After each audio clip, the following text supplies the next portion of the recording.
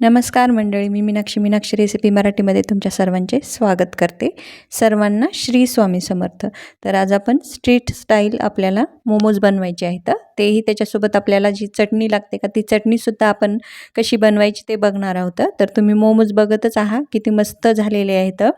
एकदम परफेक्ट असे आपले हे मोमोज तयार झालेले आहेत. तर तुम्ही ह्या पद्धतीने नक्की करून बघा.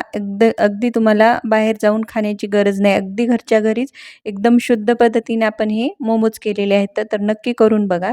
तर आता वेळ न गमावता रेसिपीला सुरुवात करूयात. तर इथे मी 3 टोमॅटो घेतलेले आहेत, स्वच्छ धुवून त्याला अशा चिरा पाडून घेतलेल्या आहेत आणि 2 ओल्या लाल मिरच्या घेतलेल्या आहेत. जे आपण लाल मिरच्या हिरव्या मिरच्या आणतो आणि त्यानंतर पिकल्यानंतर ओल्या असतात ना, त्या घेतलेल्या आहेत आणि सुक्या घेतलेल्या आहेत 2-3 मिरच्या, 10-12 लसणाच्या पाकळ्या, 1 इंच आल्याचा तुकडा आणि अर्धा चमचा मी इथे काळी मिरी पावडर घेतलेला आहे, 1 चमचा साखर आणि चवीनुसार मीठ घेतलेलं आहे. तर सगळ्यात अगोदर आपल्याला इथे गॅसवर पातेल्यात पाणी गरम करायला ठेवायचं आहे. त्याच्यामध्ये आपले टोमॅटो, लाल सुक्या मिरच्या आणि आलं आणि लसूण आपल्याला हे टाकून घ्यायचे आहेत आणि ते छान असे शिजवून घ्यायचे आहेत. तर आता आपल्याला याचं जे वरचं आवरण लागणार आहे का ते करून घेऊयात. तर इथे मी 1 कपभर मैदा घेतलेला आहे, त्याच्यामध्ये चवीनुसार मीठ घातलेलं आहे आणि आपल्याला हे एकदम घट्टसर असं मळवून घ्यायचं आहे. हे जे पीठ आहे का आपल्याला घट्टसर मळून घ्यायचं आहे. आपल्याला हे एकदम कचोरीसारखी लागतं का त्या पद्धतीचं नाही, तर आपल्याला समोस्यासारखं लागतं का त्या पद्धतीचं एकदम घट्टसर आपल्याला हे पीठ मळून घ्यायचं आहे. तर मी हे पीठ छान असं मळून घेतलेलं आहे. थोडं पाणी घालून हे पीठ मळून घ्यायचं आहे.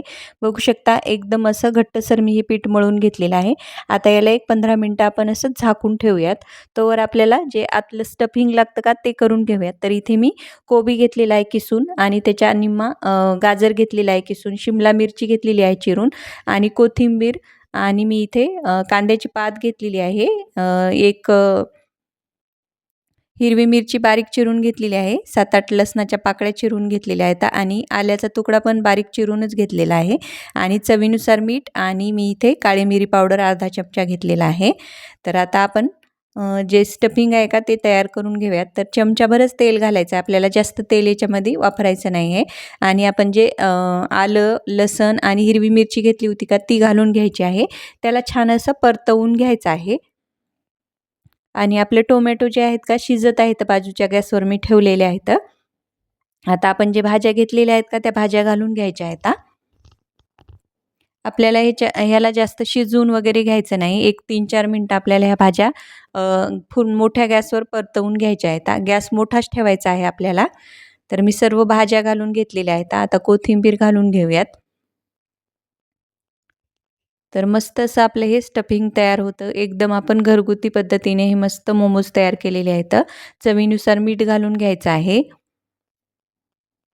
काळी मिरी पावडर घालून घ्यायची आहे. जर तुम्हाला तिखट थोडंसं कमी प्रमाणात आवडत असेल तर तुम्ही काळी मिरी पावडर थोडीशी कमी प्रमाणात घालू शकता किंवा हिरवी मिरची आहे का ती स्किप करू शकता. आता इथे 1 चमचाभर मी इथे सोया सॉस घेतलेला आहे, तो घालून घ्यायचा आहे आणि तो छान असा व्यवस्थित असा मिक्स करून घ्यायचा आहे आणि सर्वात शेवटी आपल्याला कोथिंबीर आणि कांद्याची पात घालून घ्यायची आहे आणि हे सर्व जिन्नस एकजीव करून घ्यायचे आहेत. बघू शकता भाज्यामधलं पाणी जे आहे का ते सर्व कमी झालेलं आहे. एकदम कोरडं आपलं जे स्टफिंग आहे का ते तयार झालेलं आहे. जे आपल्या भाज्या आहेत का एकदम कोरड्या झालेल्या आहेत.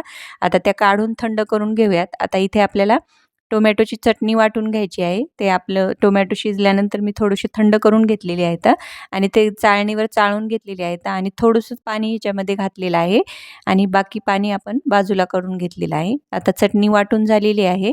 आपण त्याच्यामध्ये साखर, मीठ घालून घेतलेलं आहे. आता इथे एक चमचाभर टोमॅटो सॉस आणि अर्धा चमचा मी इथे व्हिनेगर घातलेला आहे. हे सर्व जिन्नस एकत्रित करून घ्यायचे आहेत. तर तुम्हाला ही स्टोअर करून ठेवायची असेल तर चांगली महिनाभरही फ्रीजमध्ये चटणी आहे का खराब होत नाही. तर आता आपली चटणी तयार आहे. आता आपलं पीठ पण तयार आहे. तर आता आपण याचे छोटे-छोटे असे गोळे काढून घेऊयात. तर आपल्याला तुम्हाला जेवढ्या आकाराचे मोमोज बनवायचे आहेत का त्या पद्धतीने तुम्ही याचे गोळे करून घेऊ शकता. मी एकदम छोट्या-छोट्या आपल्याला मीडियम साईजचे मी इथे मोमोज तयार करून घेतलेले आहेत. तर त्यामुळे एकदम छोट्या-छोट्या गोळ्या करून घ्यायच्या आहेत कारण आपल्याला याची छान अशी पातळसर अशी पारी लाटून घ्यायची आहे. तर बघू शकता मी छोट्या-छोट्या याच्या गोळ्या तयार करून घेते आणि आपल्याला याचे छान असे गोल-गोल बॉल तयार करून घ्यायचे आहेत. तर तुम्ही घरी मोमोज खायला पसंत करता की बाजारातून विकत आणून खायला पसंत करता, मला नक्की कमेंटमध्ये सांगा. तुम्ही ह्या पद्धतीने जर घरी बनवले तर तुम्ही बाजारातून आणायचे अगदी विसरसाल, एवढे छान असे मस्त असे मोमोज तयार होतात आणि एकदम घरगुती आपल्या हाताने हे तयार केलेले मोमोज आहेत, तर त्यामुळे आणखीनच त्याचा स्वाद वाढतो. आता मी थोडंसं गोळ्याला तेल लावून घेतलेलं आहे आणि थोडंसं त्याच्यावर मैदा घालून घेतलेला आहे, जेणेकरून आपल्या ज्या गोळ्या आहेत का ते एकमेकाला चिटकणार नाहीत आणि याला छान व्यवस्थित असं एकत्रित करून घ्यायचं किंवा मैदा पूर्ण लावून घ्यायचा आहे. आता त्याची पारी लाटून घेऊयात. तर आपल्याला इथे पुरीच्या आकाराची पुरी लाटून घ्यायची आहे. पारी लाटून घ्यायची आहे. तर मी इथे आपल्याला पाणीपुरीला लागते का त्याच्यापेक्षा थोडी मोठी पुरी मी इथे लाटून घेतलेली आहे. तर हे बघू शकता एकदम पातळसर मी अशी याची पुरी लाटून घेतलेली आहे. एकदम छान असं ते आपले जे आवरण आहे का ते छान असं पातळसर लाटलं तर एकदम आपले जे मोमोज आहेत का ते छान असे होतील. तर बघू शकता एकदम पातळसर मी अशी ही पारी लाटून घेतलेली आहे. आता आपण काय करूयात, एकदाच 3-4 अशा हे पुऱ्या लाटून ठेवूयात आणि नंतर आपण त्याची स्टफिंग भरून घेऊयात. तर आता मी काही लाटून घेतलेल्या आहेत आणि काही भरून पण घेतलेल्या आहेत. आता तुम्हाला भरून दाखवते मी. 1 चमचाभर याच्यामध्ये स्टफिंग घालून घ्यायचं आहे. थोडंसं असं लांबसर ठेवायचं, जेणेकरून ते व्यवस्थित असं भरल्या जाईल. आता त्याच्या कळ्या कशा पाडायच्या मी ते तुम्हाला दाखवते. एकदम लक्षपूर्वक तुम्ही बघा. तर मी इथे खाली ठेवून घेतलेली आहे कोळपाटावर आपली जी पारी आहे का ती, आणि अशा छोट्या-छोट्या थोड्या-थोड्या अंतरावर मी त्याच्या छोट्या-छोट्या अशा कळ्या पाडून घेत आहे. तर बघू शकता एकदम मस्त असा आपला हा मोमोज तयार होतो. एकदम छोट्या-छोट्या अशा मस्त कळ्या पाडून घ्यायच्या. एकदम छान असा त्याचा आकार दिसतो. तर मी इथे अर्ध्याला जास्त पारीला मी इथे कळ्या पाडून घेतलेल्या आहेत. व्हिडिओमध्ये दाखवत आहे त्या पद्धतीने तुम्ही मोमोज भरून घेऊ शकता. आता जो मोमोज आहे का तो आपण दोन्ही बाजूनी त्याला व्यवस्थित असं दाबून घेऊयात. बंद करून घेऊयात आपण हा मोमोज. तर बघू शकता मस्त असा आपला हा एकदम परफेक्ट आकाराचा मोमोज तयार आहे. तुम्हाला जर ह्या पद्धतीचे आवडत नसतील तर आपण जसा मोदक बनवतो का त्या पद्धतीने सुद्धा तुम्ही मोमोज बनवू शकता. तर मी सर्व मोमोज अशाच पद्धतीने तयार करून घेते. तर बघू शकता पहिला मी एक तयार करून घेतलेला आहे आणि दुसरा पण किती मस्त असे दोन्ही मोमोज आपले तयार झालेले आहेत. तर आता मी इथे चाळणीला तेल लावून घेतलेलं आहे आणि आपले मोमोज आहेत का ते ठेवून घेऊया. तर मी एका वेळेला अर्धे मोमोज तयार करून घेतलेले आहेत, कारण एकदाच आपल्याला हे चाळणीमध्ये बसणार नाहीत. तर तेवढ्या प्रमाणामध्ये माझे एक 24 ते 25 मोमोज तयार झाले होते. तर आता आपण काय करूयात, याला थोडं-थोडं वरतून तेल लावून घेऊयात. अगदी थोडं-थोडं आपल्याला हे तेल लावून घ्यायचं आहे आणि ही चाळण जी आहे का आपल्याला मी गॅसवर पाणी ठेवलेलं आहे उकळायला आणि एक स्टँड पण ठेवलेला आहे, त्याच्यावर ठेवून द्यायचे आहे आणि झाकून याला एक 10 मिनिटं स्टीम करून घ्यायचे आहेत. एक 10 मिनिटानंतर मस्त असे मोमोज तयार आहेत. बघू शकता एकदम परफेक्ट असे आपले हे मोमोज तयार झालेले आहेत. एकदम चटणी पण त्याच्यासोबत छान अशी एकदम थोडीशी तिखटसर ही चटणी असते.